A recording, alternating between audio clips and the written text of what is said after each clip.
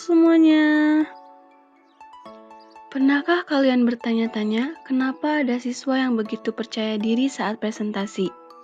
Nah, itu ada hubungannya dengan perkembangan emosi dan sosial mereka. Di video ini, saya akan membahas bagaimana hal itu memengaruhi proses belajar di kelas. Di sekolah, kita sering fokus pada nilai dan akademik, tapi ada satu hal yang gak kalah penting. Bagaimana siswa berkembang secara emosional dan sosial. Tanpa perkembangan yang seimbang, prestasi akademik pun bisa terhambat. Jadi, memahami aspek ini sangat penting bagi guru, orang tua, bahkan kita sebagai mahasiswa pendidikan. Perkembangan emosi adalah bagaimana seseorang mengenali dan mengelola perasaannya. Sementara, perkembangan sosial berkaitan dengan cara mereka berinteraksi dengan orang lain. Keduanya saling terhubung dan membentuk karakter seseorang, terutama di usia sekolah yang penuh dengan tantangan baru. Setiap anak memiliki perjalanan unik dalam perkembangan emosinya. Ada yang ekspresif dan terbuka, ada juga yang butuh lebih banyak waktu untuk merasa nyaman dalam lingkungan sosialnya. Faktor lingkungan seperti keluarga dan sekolah punya pengaruh besar. Anak yang merasa didukung secara emosional biasanya lebih percaya diri dalam bersosialisasi dan belajar.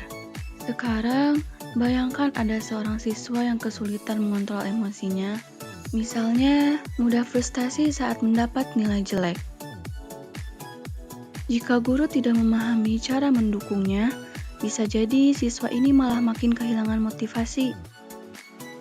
Di sisi lain, siswa yang merasa aman secara emosional akan lebih aktif bertanya, lebih berani mencoba, dan lebih mudah bekerja sama dalam kelompok.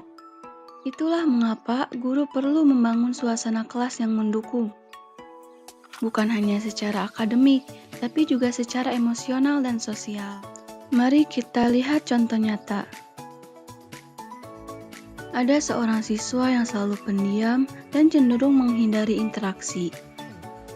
Setelah diberikan pendekatan yang lebih personal oleh gurunya, ia mulai merasa lebih nyaman dan percaya diri. Hasilnya, tidak hanya pergaulannya membaik, tetapi prestasi akademiknya juga meningkat. Dari sini kita bisa lihat betapa erat kaitannya perkembangan sosial dengan keberhasilan belajar.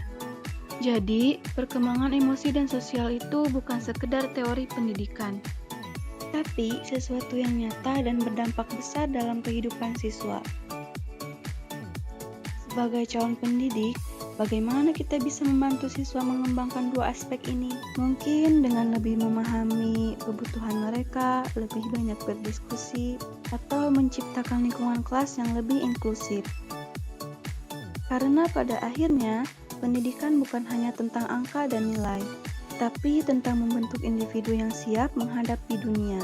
Jadi, mari kita mulai dari sekarang.